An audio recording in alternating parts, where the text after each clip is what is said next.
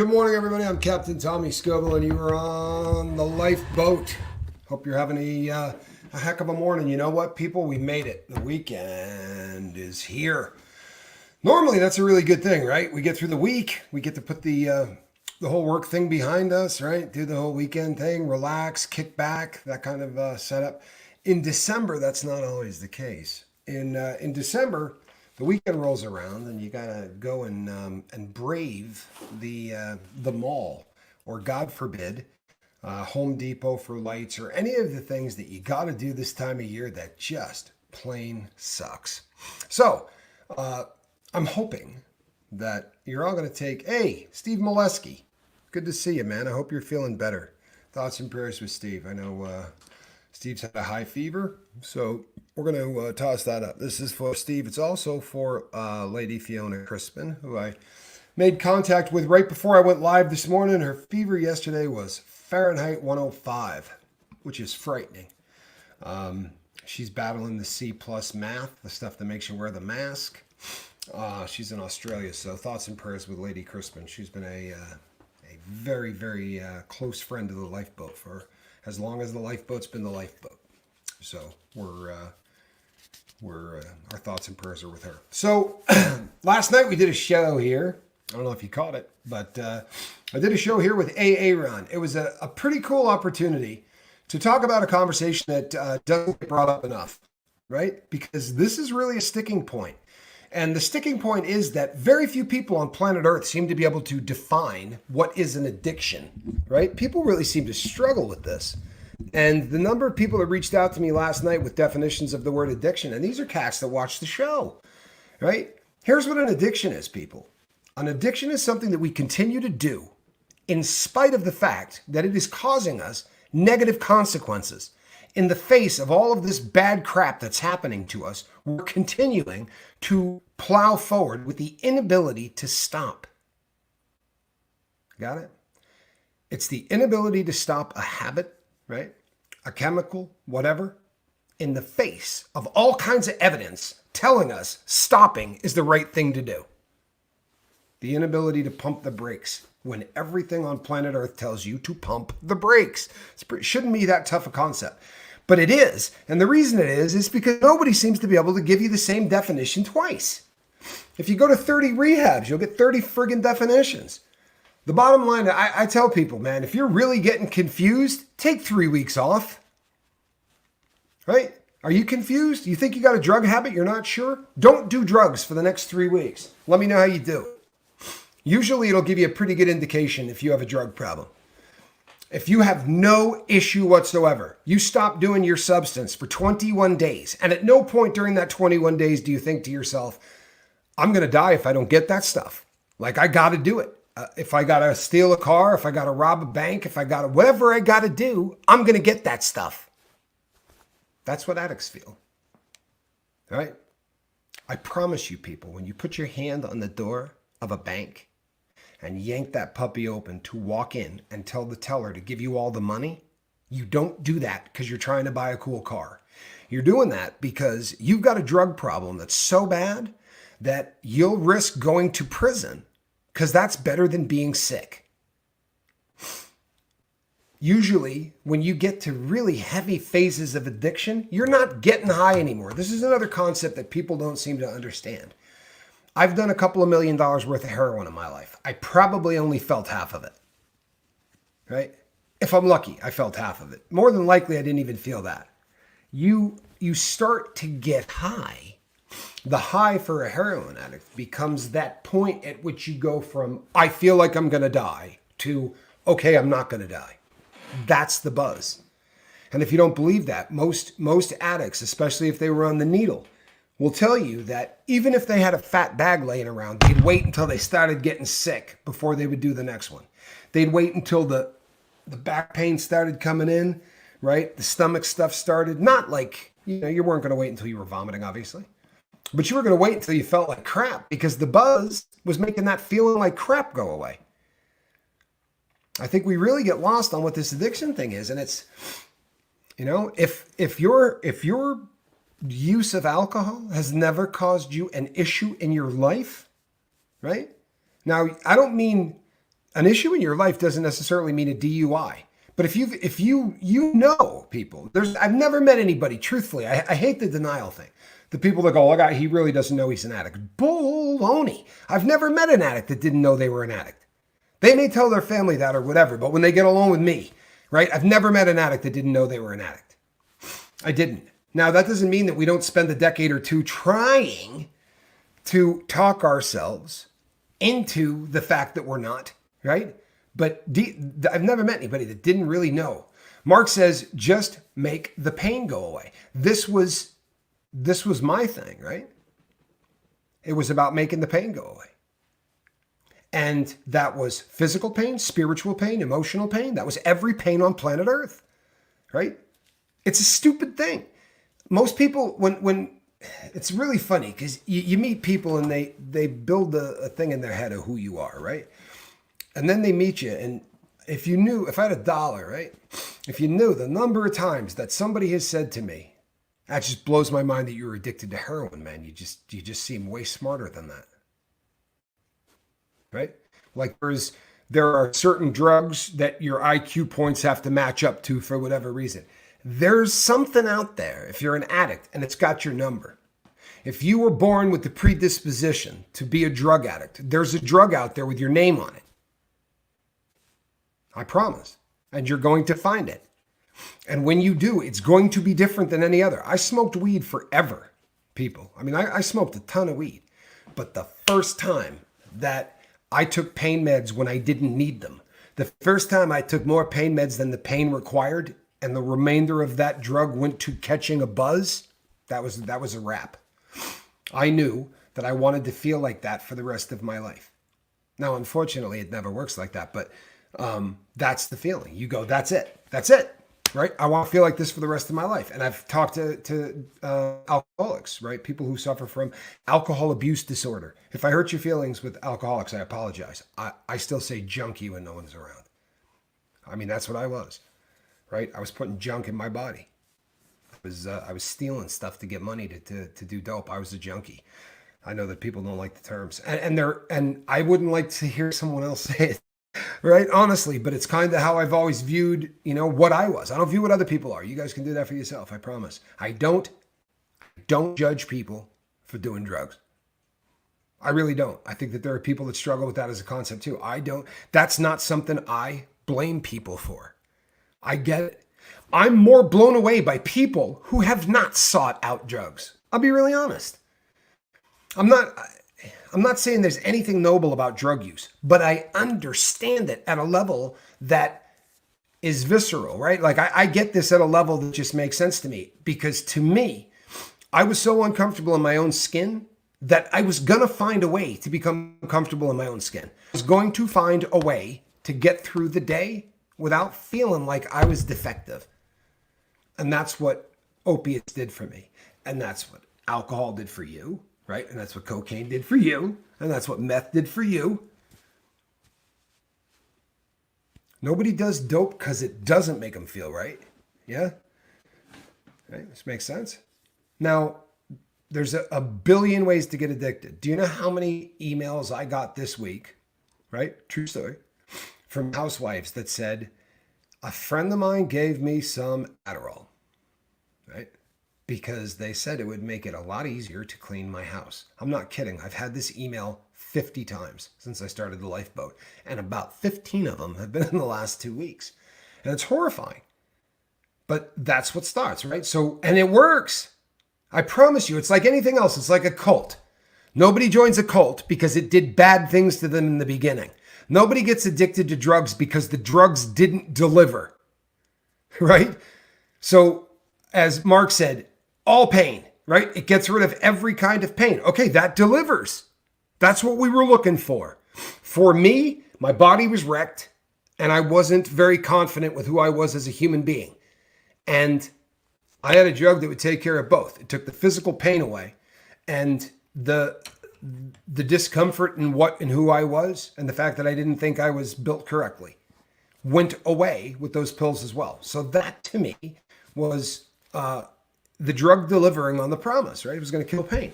Unfortunately, you have to trade an amazing amount for that, right?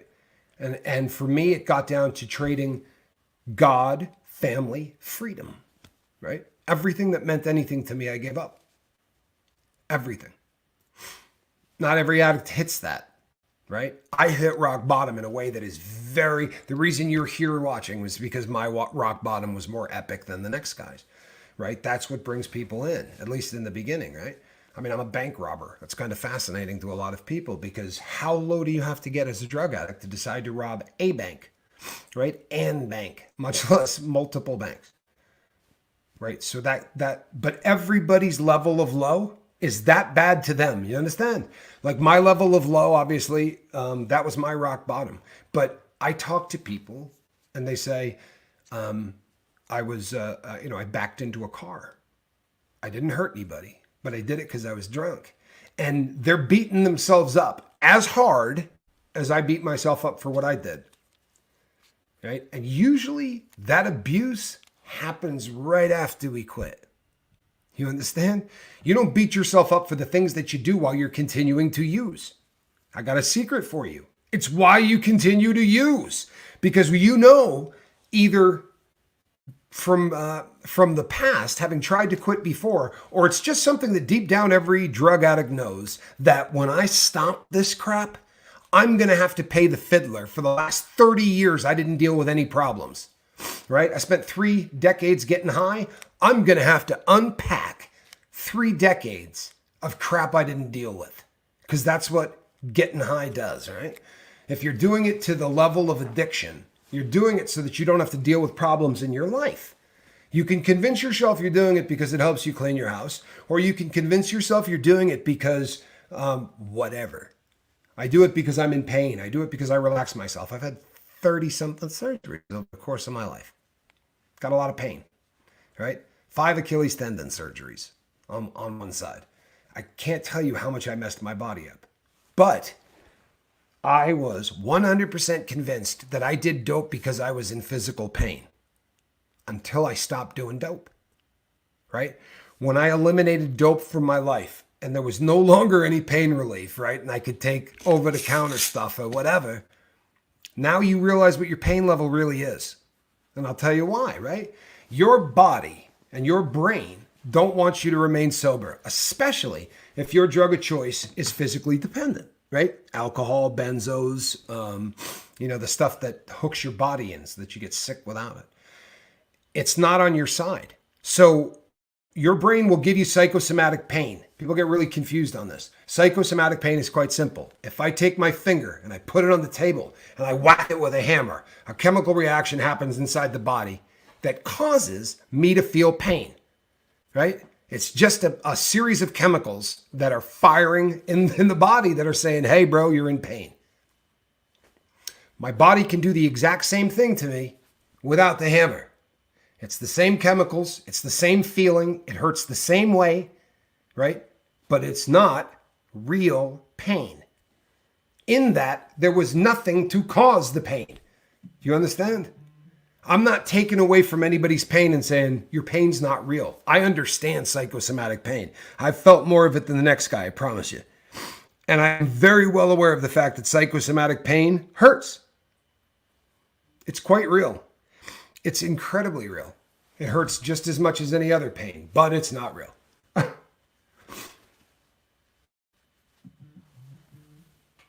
Yeah. See, this is something, right? This is what we're talking about. This is the kind of understanding that, and here's the reason why you do group therapy.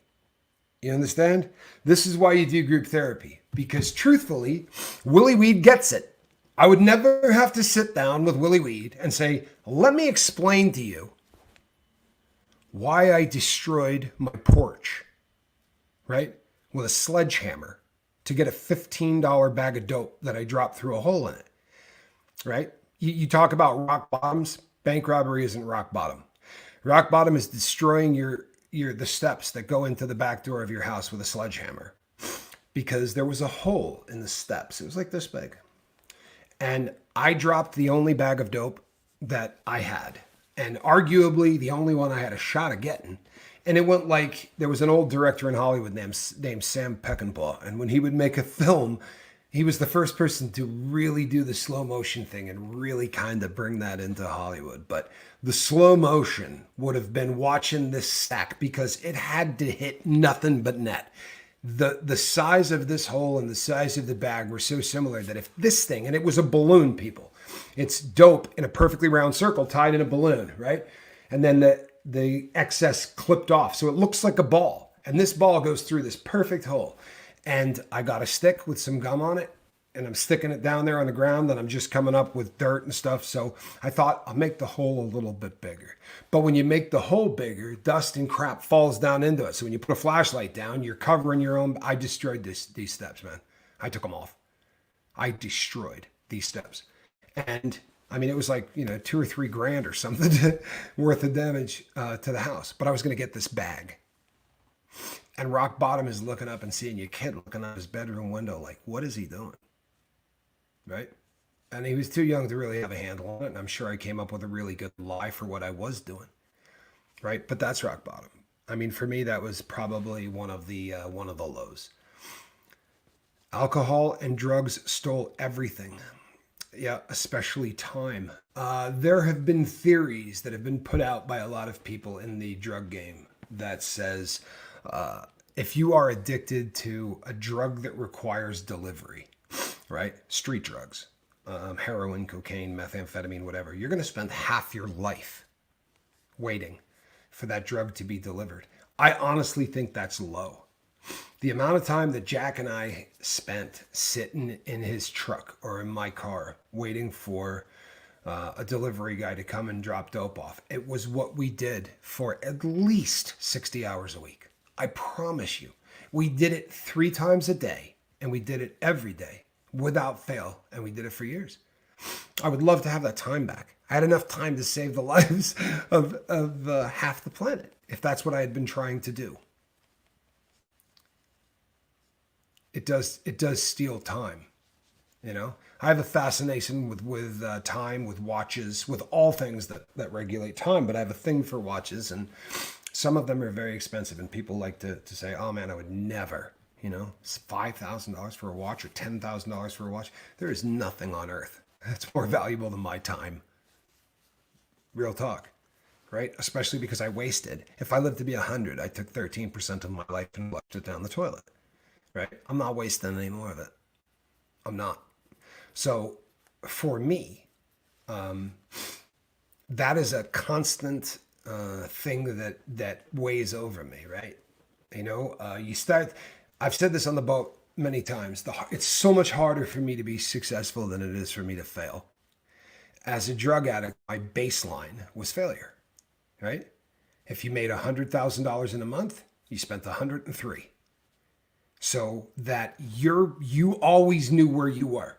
And where you were was, I need drugs, right? Or I have drugs.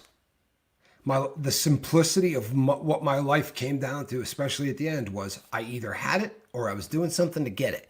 And nothing else came into play. So there's no time for family dynamics or being a dad or doing any of the things that normal people do.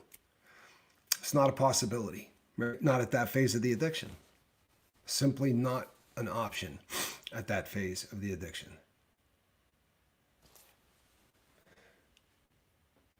Hold on one second.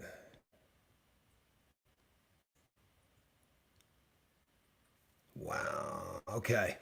Lacey says, I won't drink. My lungs do not like it when I do drink alcohol.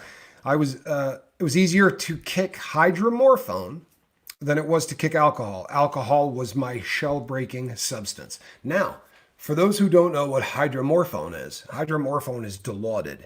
And Dilaudid is, without a doubt, one of the most addicting substances on planet Earth.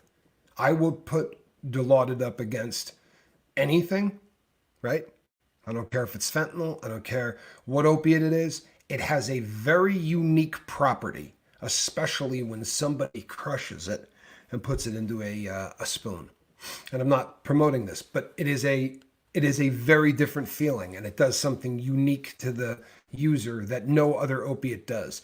And everybody I've ever seen that that used it took to it very quickly. Addicts develop a taste for it faster than just about everything.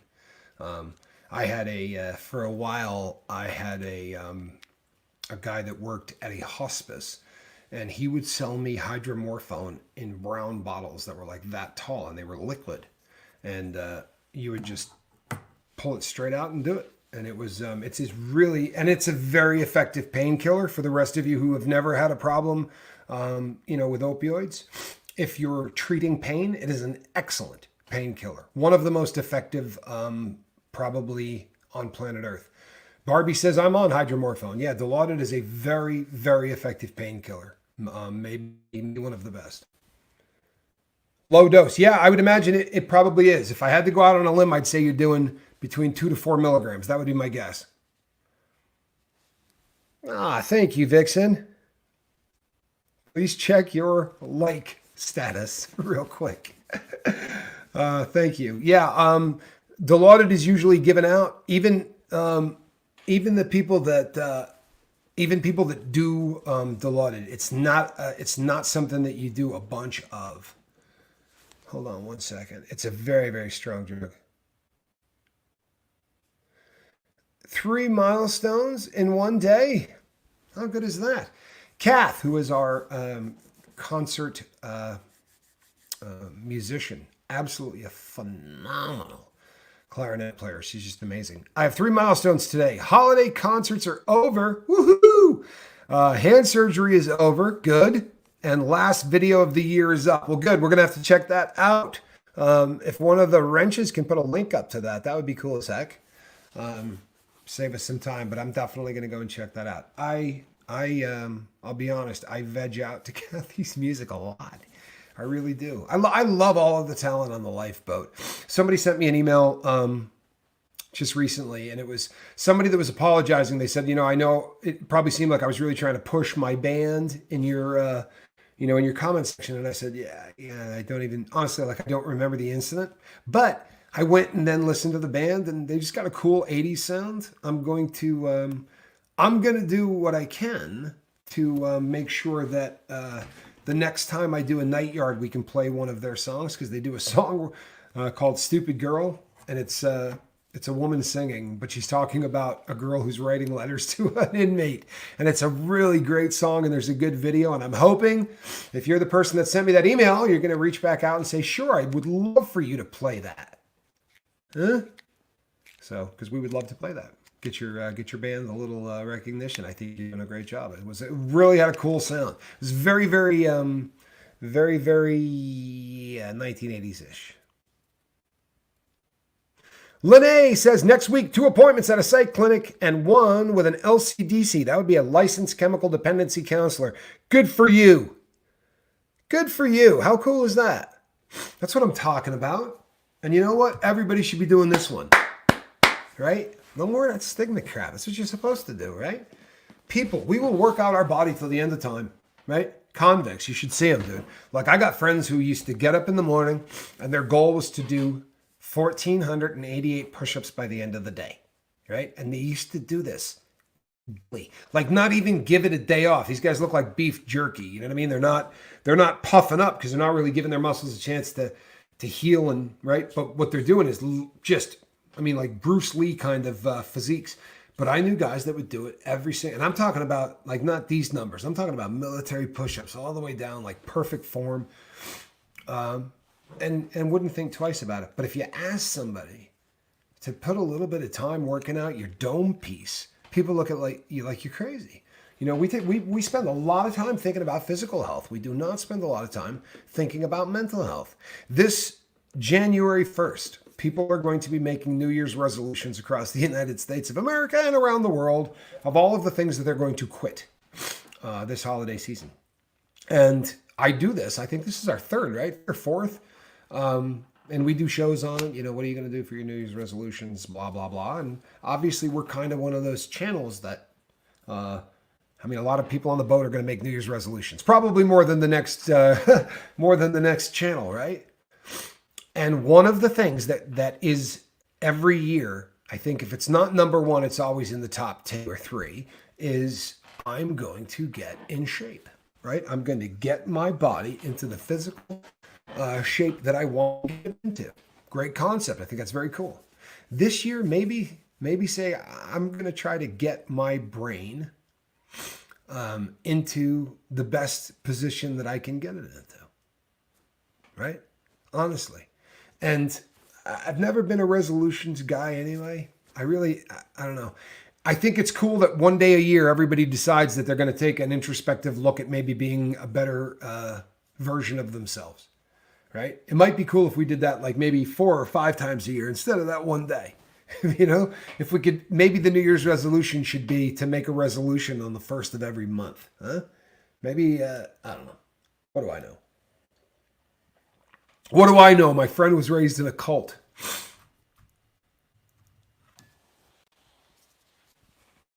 Beloveds, we do appreciate you. You know, the best thing about this channel is that every time people come here and actually like assimilate into the boat and begin to actually start connecting with people and start leaving comments that are, I mean, the life experiences of people who have gone out and gone through it, right? That's priceless stuff. And every time somebody shows up here, it's like you become part of the tapestries that is this channel. And I'm not trying to overblow that, but it's really the truth. And I've watched the complexion of the boat change as different personalities have come and gone, and it's fascinating. It really is. It's a really, really cool experiment that we've got going here, and we've been doing it now. Like I said, I think this is our third Christmas and New Year's coming up, and I'm pretty damned impressed at what you people have built. I mean it. It's been for free, right? The price is right, Mark. The price is right, and has done amazing amounts of good for me. I'll tell you what, man. I've gotten so much out of the lifeboat. I really have. I have gotten so much out of the lifeboat. Get a look at this comment. Get a look at this comment, if you would. You see this? This is the lifeboat. Right here, man. This is the lifeboat. This is why this is so different. And I'm not, every channel says, we're so much different than every other channel. And it makes you want to vomit. And then they say, and we're really so much more like a family than we are. I don't call people subscribers. I call them, right, whatever. But really, in all honesty, man, this really is different. It really is. And I've been, typos. You can get away with typos. What, are you kidding me, man? We don't bust a lot of chops about about typos. You're good. Hey, Christy Covington, good to see you. Glad that you're here. My nose is going to run for this entire season. And I know that I should go down and buy some Sudafed. This is going to sound crazy. This is the world we live in. I swear to God, I'm still scared to buy Sudafed. Not kidding. As an ex-con that would have to hand his driver's license over to buy Sudafed, terrified. I would rather continue to wipe my nose than go in and hand my identification over for a form to be filled out that says that Tommy Scoville bought Sudafed.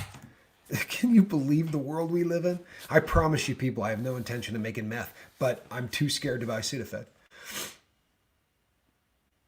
If I didn't speak typo, I'd never talk. That is a t-shirt waiting to happen. Huckleberry, that is a t-shirt waiting to happen. If I didn't speak typo, I'd never talk. Uh-oh, Barbie knows what's up. Well, okay. Hold on one second. Tommy, it's Arizona desert bloom tree causing it. Barbie, can we talk to someone about removing this freaking desert bloom tree out of the state? What can we do? There's got to be something that can be done.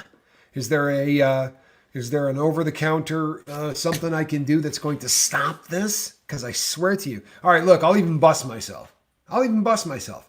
Yesterday I was reading, right? Now, if I tilt my head like this and I grab a magazine, I'm literally going to just drip. And I did during one of the videos. And no one has left a comment. I shouldn't have busted myself, but I did. You guys will catch it. It's so embarrassing. But this is just the season to apparently drip. Nolene says, and we're not going to hate on anyone. I said, we're not going to hate on anyone. But in 5 days, I escape Christmas and fly to the Canary Islands until it's all over. Yeah, and no one here is jealous or bummed out at you for that, especially the host. Yeah. Look at this. By the way, we do this for you often, do we not? Y'all got me through cardio. On to core. I love y'all. Kathy takes us to the gym. We are she's been doing this a long time now too. Usually on the treadmill. Oh, Amanda, I'm sorry to hear that. It sucks. It really does. I'm struggling really hard with the allergy things. The drippy nose thing, and that's all it is. I don't have anything else. I'll trade you. Ooh, see, look at this. This is legit. Huckleberry says, I'll trade you some Seattle winter mold for some bloom tree any day. Yeah, the mold thing terrifies me. I'll tell you why, right?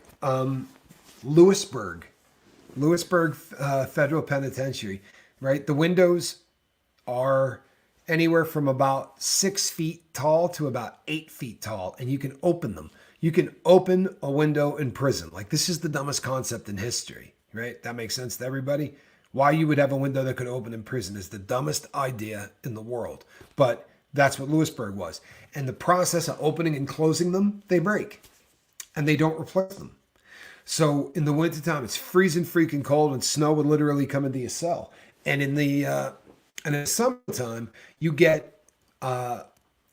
would get these rashes from heat stroke so bad that they would have to actually give steroid injections. And they would come down the line. Kid Gulliver, there you are. That was the person I was just talking about, everybody. That's the musician that sent me the video. So we would toss our arms out of the food slot, right? And they would come by and check the rash, because everybody had a rash on their arms. But if the rashes on your arms rose to the level that you required a shot, they would then come by and do the... But there was mold in every single one of those cells. I mean, you could see it on the walls, you could see it on the ceilings. And when you first get in, because every 21 days they move you, literally every 3 weeks you're moved to the next cell over, or the one across the hall. Every cop does it different, but you're always changing cells. And when you get in, they give you an hour to clean or 2 hours to clean or whatever. And you can clean all day, but for 2 hours, they will bring you chemicals or whatever. And you'd ask for all like bleach bottles, 5%, 10% bleach in water. And you'd spray down the mold, and I'd look at the guy and be like, dude, leave the mold alone. Like, as gross as it is, trying to clean it. Every time some jackass tried to clean it, the entire place would get sick, because there's no air conditioning, right? As I said, no air conditioning, no nothing, but they recirculate the air from one cell to the next, and it just goes through a huge loop, which sounds great. If you pepper spray a guy in cell 1, the guy in cell 60 is getting pepper sprayed, because it just goes through the vents. That place was hell on earth. And the worst part of it was the mold.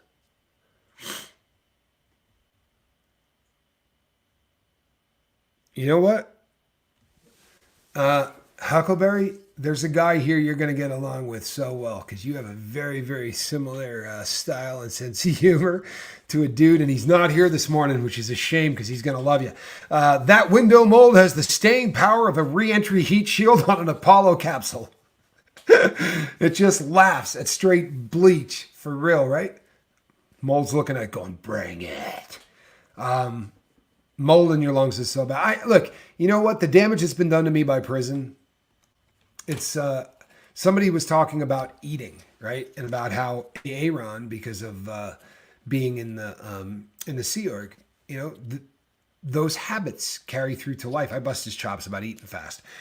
Truth of the matter is, I am the worst on planet Earth for eating fast. I really am. But I don't get myopic. Like, I'll carry on a conversation while it's happening. Like, I don't focus on the food. But I did prison time. And sadly, we got 10 minutes, man. Like, from the time you entered the chow hall until the time you left the chow hall could not take more than 10 minutes. So you wait online for 4 minutes to get your food, right? Then you got to go get to the table and sit down and do what you do. It's a big chow hall. So when you sit down, usually you had about 5 minutes to start and finish that meal, get it over, stow the tray, put it away, and be out the door. If you're not done in 10 minutes, because there's a jackass in there timing, because you all come in as a crew basically, he hits a thing on the wall that goes and makes this horrendously loud, shrill noise. And he will keep hitting it, going, get out. And when new guys get there, inevitably, there's some new dude who's like, you're not going to make me eat in 5 minutes, man. Right? Like I'm going to eat as slow as I want. And that dude will sit on the wall with his hand on this, pumping 80 decibels out until he breaks your will. I promise. I've never seen anybody that continues to eat in 10 minutes. He'll break your will. Yeah, Russ says, in Folsom, the tables are full of bullet holes. Yeah, Folsom's one of those yards that actually had catwalks and stuff or gun, the turret holes where they can come straight out and shoot. Never saw that in a federal facility. They were built a lot different, with the exception of Lewisburg, right? All of the old yards were like that. But Lewisburg, we ate in ourselves. We weren't allowed out for any reason.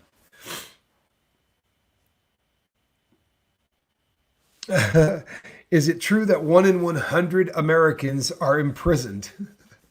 And if so, why is it so high? No, it is not true that 1 in 100 Americans are imprisoned. It is not anywhere close to that high. However, it is still the highest on planet Earth.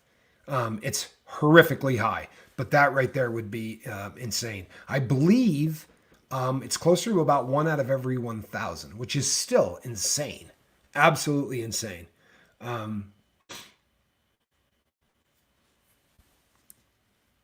So, in answer to your question, I have, Martha, but just recently.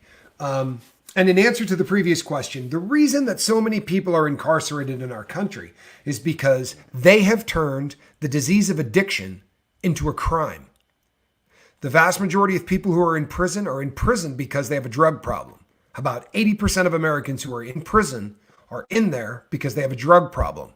8 out of 10. If you do the math on that, what that basically means is the rest of the people that are there need to be there. Those are people who, do the SAs and the people that hurt kids and the people that do crimes that need to be put away for a long time. I robbed banks. You should do time for that, right? That's not, if you do something that's so outside the realm of what society deems appropriate, then you should be in prison. But even in my case, right? On paper, it looks like I robbed banks, right? For whatever. But when you deep dive and you start looking into who I am, I was robbing banks to buy dope. There was nothing else. There was no other reason I was doing it, right? No other reason. Oh my goodness, Kid Gulliver. That's awful. Did you hear this, people?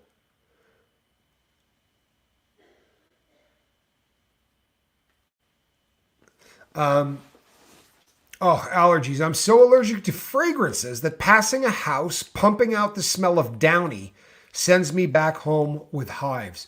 Good Lord, Kid Gulliver. I'm sorry to hear that. That's tough. That really is. By the way, Kid Gulliver, that video you do with the girl writing to people in prison, I'd love to use that the next time we do Night Yard. If you got here late, I told everybody else that, but you can shoot me an email if that's something you want to do. We'd love to put that up. It's a great video. It's a fun video. Got a great sound. Reminds me very much of the 80s, which, because I'm old, is very cool. Amanda hits on something that is essential here, right? There's really a lot of truth to this, right? When the state hospital system started to shut down, right? When prisons went private sector, it became a money game. That's actually I grabbed the wrong comment, because here's what I'll say. My point of perspective, right? If I'm talking to you about prison, I did 13 months in a state prison, right? I did all of the rest of my time in a federal prison, and we don't have privately run prisons in the feds. That said, we have factories, right? Where we as inmates are cranking out product or service for companies that have hired us through the BOP so that they can pay their employees, us, pennies. I don't know if you're cool with that. That's a problem for me, right? That's a problem for me. And I was glad to have that job, right? I would have killed to keep that job. And that's the problem, right? That's the problem. It really is. You got people in there begging to be slaves. And nobody should ever have to live like that. That's my opinion. You know, we were, you're so desperate to have any kind of normalcy when you live in prison, right? That the idea of going to work every day and punching a clock and acting like for 8 hours a day you're not an inmate, you're just a factory worker. A guy will sell his soul for that. And that's messed up. It's messed up. But we do it. And we do it a lot. Right? This is something that we do a lot.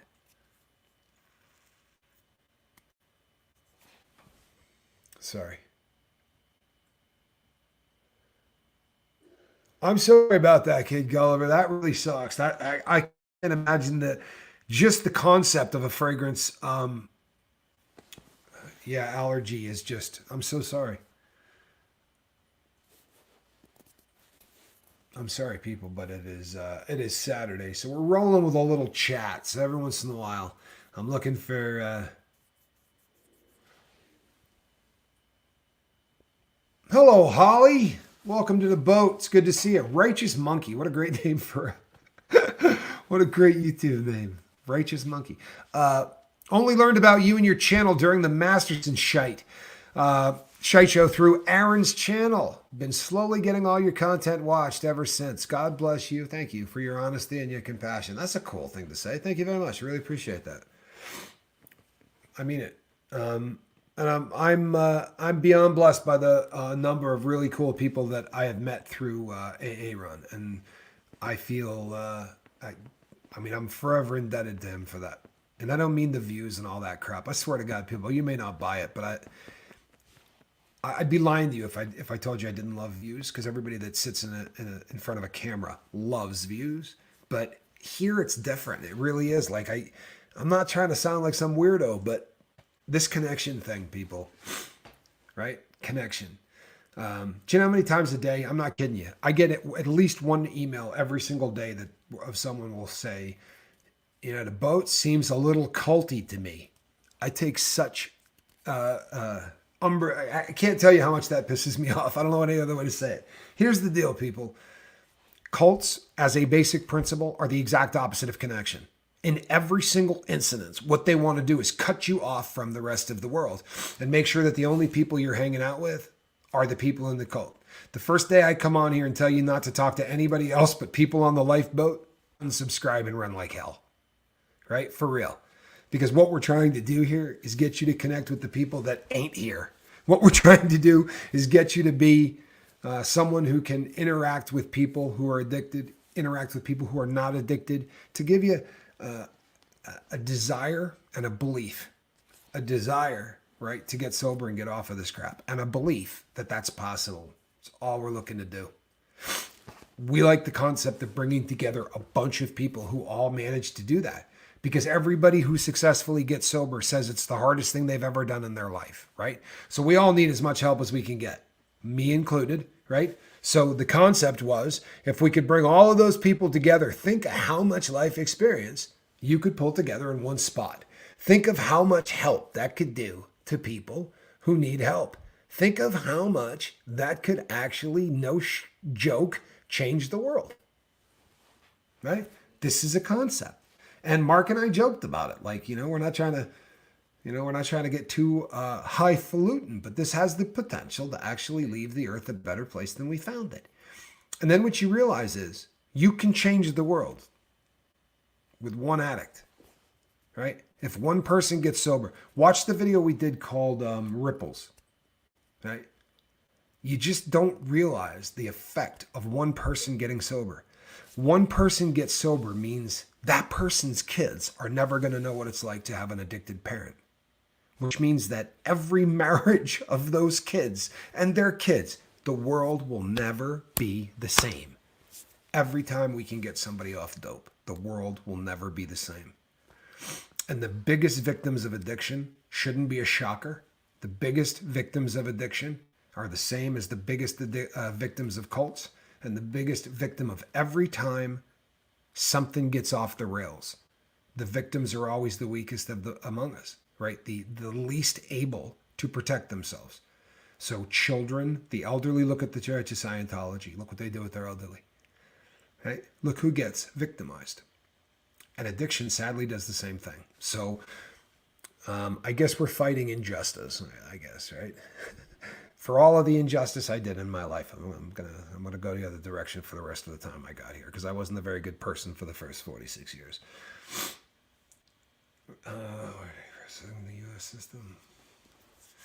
I worked on the hospital wing that housed everyone from... Okay, wow, here you go. Nolene says, were dirty protests common in the U.S. system? I worked on the hospital wing that housed everyone from ex-offenders to mentally ill, so it could happen a couple of times a year. Dirty protest. I assume you're referring to the use of feces and things of this nature to protest things within the joint. Among the white guys, it's considered pretty bad form to do anything. They call it sliming over here. Sliming is not something that you want to do as a white guy. There are other races where it seems to be a little bit more allowed. And there is also a good-sized group of white guys that are not within the white guy system. And what I mean by that is, if you don't care, if you're 5150, right, criminally insane, or you're someone that is so far outside the fellas, then you do what you want. And there are a lot of crazy white boys in there that fling crap on guards all day, every day, and have to be treated as such. But I've never seen it as a prison-wide thing. Like, you couldn't get me to do it. I'm sorry, I'm not playing with poop for anything. It's just, to me, that whenever something like that happens inside the prison, the white guys look at it as, we're fighting to try to not be treated like animals, and you're flinging crap at people, right? Like, we're doing everything we can to not be treated like animals. That's our complaint, is that you treat us like animals, and then you fling crap at them. Like, to me, that's a bad protest. Ammo, thank you so much. I really appreciate it, and I'm glad that you're here. People, I am never gonna get used to the concept of a super chat. I love you. It's the coolest thing in the world to me, but it blows me away. It really does. The kindness of people on YouTube. I love you guys. I really do. It blows me away. And it's, when we started this thing, I was probably like 7 days into the lifeboat, and somebody left a comment, and it said, is this something you would like to do full time? And I remember laughing hysterically at that as a concept, right? That it was possible that this is something that I could do full time, And my response was, yeah, that's literally, like a dream. It's the kind of dream that, isn't possible, but boy, oh boy. And it is, this is what I'm doing. And it's a beautiful thing. It really is. And it's you, and it's all of you that have made this possible. Without you guys, this isn't going down. Yeah, the cat is in the building. I'm telling you, she's on one. So we're in trouble. She's liable to knock down lights. Her new thing, people, you can't see this, but her new thing is that the corner of the desk, she posts up on it like a gargoyle and like watches me from above. And she's done it about 3 shows in a row now. Not sure what the deal is with that, but yeah, people, the sliming thing. Yeah, honest to God, not something I could ever bring myself to do. It's just not. But and again, to me, any of the stuff where the guys start acting like animals, that's how they treat us in there. You know what I mean? Like, I was treated like an animal for a long time. I'd be damned if I was going to do something to give them any reason to treat me like an animal. Squirrel is priceless, isn't she? She just doesn't care. Squirrel's like, I'm just gonna walk away, do whatever I want. I put a basket on my desktop and they love it. You see this, people? Told you, changing the world one cat at a time. If you put a basket anywhere near where you work, your cat will live in it. They like being near us. Cats are cool that way. Miss V, hold on. Check this out. My boyfriend likes cats, so guess what? But before we go on any further, we have been on a journey with V for a very long time. This has been so long in the making that for everybody on the lifeboat that has been on this ride with us, if for all of you who are new, Miss V suffered some pretty horrendous abuse at the hand of her ex. Just a scumbag. Just a bad person. But yesterday, that bad person got sent away for what's probably going to amount to pretty much the rest of his life. And you know what? That's justice. And V, thank you for being honest and open enough to take us on this journey. It couldn't have been easy, but I'm glad that the boat has been here through all of it. I really am. I'm so happy that we were here for this, because I know it wasn't easy for you. But congratulations on it being over, V. God bless you. I'm so happy for you. You have no idea. I mean that. Nice. Gotta love another cat lover. People, we are going to be doing a cat show in a couple of days. No joke. We're doing a cat show. Beloved brides. Let's see here. What does this say? Chat is only 70% to you, right? Our membership's taxed by YouTube as well. I think that basically everything that happens on this platform is taxed by YouTube. Now, I know a lot of people bum out on that. I've always viewed him as a partner, honestly. You can go around them, right? I mean, you can. There are links on the page that you can go around, but I got no platform without the big red button. There's nobody listening to me. I'm a convict, people, right? I'm a convicted bank robber. Without the big red button, you think anybody's listening? For real. So they do things that bother me, and there's all kinds of, but you know what? To give a guy like me a platform, imagine me going to a bank and saying, I just want to help people, right? I need to get a business up and running so that somehow I can get in front of people, because you may not believe it, but with the life I've led up to this point, I no joke want to help people. You think anybody's going to take a shot on that? You think anybody that I walk into with that pitch is going to go, yeah, I can see that? People, I promise you it doesn't go down like that. So I am absolutely blown away that the big red button lets me do this. And you think I'm being funny, but I'm not. I mean, do you know how many places that I go to? Like, think of anything that you do normally in life, right? Pick any part of life. Significant others. How's that? Where do you find one? How do you find a significant other these days? How about putting Match.com? I can't do Match.com, right? I'm a convicted felon. If you read the disclaimers on anything on the internet, read it and check and see if it says they don't want you if you're a felon. Read it. It'll blow your mind. It really will. It will blow your mind. Tommy, in the U.S., does being a bank robber put you on the top of the ladder in the joint? That's how it is in the U.K. No, it doesn't. But it most assuredly is considered a crime that people are not bummed out about. So everywhere I went, there's when you pull your paperwork out and it says that you're a bank robber, there's not a lot of debate about your case, right? Like if you're a drug dealer, that's an honorable crime, right? Unless you're selling dope to an elementary school. So they kind of, there's levels to everything, right? So, but with a bank robber, you're just a bank robber, man. You're pretty easy to understand. You were going in, you were stealing stuff. You wanted the money. And then very often, they'll say to you, as soon as they find out you're a bank robber, they say, vault, like it's a question.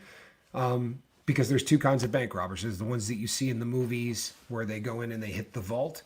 And then you got guys that just go in and do a teller. And the reason they ask that is fascination, because I don't think any of us have ever actually met somebody that went for the vault, right? You only see that in movies. It doesn't really happen. Today's the first day in years I haven't cried. Not because I didn't feel like anything, but because I handled all of it on my own and I effing rocked it. Thank you, Captain, for giving me a place to be seen. How cool is that, man? How cool is that? Kitty Cat, I am so happy for you. I mean, for real, how cool is that, people? Man, Well, I am happy that you're not crying. Right? Connection is a beautiful thing, people. If I was the one that came up with this, right, I'd be nervous. But I promise you that connection is the opposite of addiction. Oh, and I got something else to tell you. God help us. I've got something else to tell you. So I I do true crime, right? That's pretty obvious. That's how I met all of you. We cover true crime over here. Don't cover it at 5 a.m. or 5 p.m. That's when we do lifeboat stuff. But during the day, I cover true crime because I'm a criminal or a retired criminal. So it's kind of something that makes a little bit of sense, right? Okay. I got one coming up. You're not going to believe, man. And I know you've probably already checked it out, but you don't have an appreciation for how messed up this case is. So Bryce and I, we did our Drew Peterson interview, and afterwards she said to me, or right before actually, she said to me, "Man, there's a case you need to do, and this is a case that you need to do." Right. And we do this kind of back and forth often. I'll call her and be like, "This thing needs editing. Like this needs to be done right." And that's how she does things. I'm a hack. But on this one, she was like, "I'm telling you, Tommy, this is just got you written all over it." And I looked at this case and it's got cult. It's got, oh man, it's just so, I'll blow it out sometime this afternoon. I've been deep diving it since she turned me on to it. And it's just absolutely crazy. That interview is up, running, and ready to roll. Get over to Esoteric Atlanta. Can I get somebody in the one of my wrenches to put up the link to Esoteric Atlanta? It's up right now, people. When you leave here, you can go right over to Bryce, hit subscribe, and watch and find out what happened to Stacy Peterson. Because I tell you exactly what happened there. And I didn't do it here for a reason. I've had a bunch of people that say, "Why didn't you just do it on the boat?" People, I do what I do, right? She's a pro. She is. Bryce is a pro. And she does professional stuff and she's good at it. And I dig her. I really do. Bryce is super cool. How's Squirrel? She's actually pitched on the highest thing in the room. Squirrel's about, I don't know, 9 feet off the ground and staring down at me. Yeah.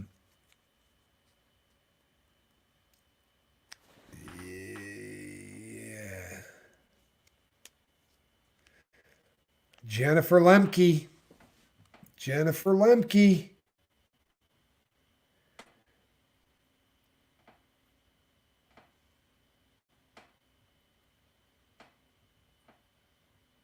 Yeah. We got a really, really heavy one coming up, people. I promise you. You want to be tuning in. This next true crime one, this one, I'm as angry about this as anything I've been angry about in a long time. So this should be fun. It's funny, Squirrel showing her dominance. Let me tell you something. Squirrel's dominance needs no help whatsoever in reinforcement or anything else. This,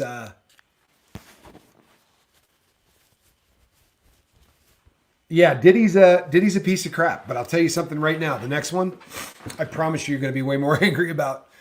I'm visiting my family in New Hampshire right now, close to Maine. You know what? The New Hampshire, the other half of the square that is made up by Vermont and New Hampshire, right? You're in my neck of the woods. I grew up there, man. I'm a Northeast kid. I have maple syrup running through my veins. Alrighty, people. The cat. Get down here. The cat doesn't want to play. She's way up top. So we'll have to show you Squirrel Nut Zipper on the next show. All right. Small world. Just met Bryce through another friend. It is a small world, Amy. It's a small world. And you know what, people? This whole interweb thing has shrunk it up quite a bit, and I think it's made it a better place in a lot of ways. Right? For those of us that use this thing the way it's supposed to be used, I think the internet's a pretty cool thing, right? There's a lot of people that don't use it right, but I think we're doing a pretty good job. And I thank all of you for that. I will see you on the next one. I'm Captain Tommy Scoville. Have a great day.